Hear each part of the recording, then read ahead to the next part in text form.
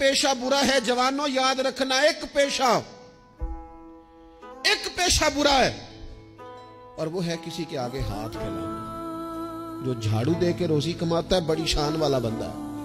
जो सवेरे उठ के टाइम पे मंडी जाता है, फल लाता है, रेड़ी लगाता है, वो बादशाह है, बादशाह।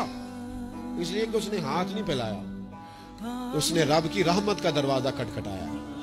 वो बादशाह आदमी है, उसने एजाज के साथ अपनी जिम्मेदारियों का एहसास किया।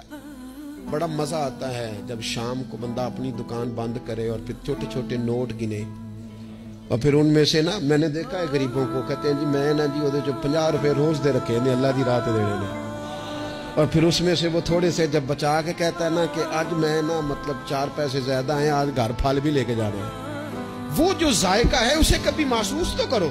मेरे रसूल पाक अलैहिस्सलाम ने फरमाया सबसे बेहतरीन खाना वो है जो अपने हाथों की मेहनत से तू कमा के खाता है। और फरमाया अल्लाह के नबी हजरत दाऊद अलैहिस्सलाम अपने हाथों की मेहनत करके कमा के खाया करते। उम्मत की ये जिम्मेदारी है कि उम्मत मुशक्कत का मिजाज है।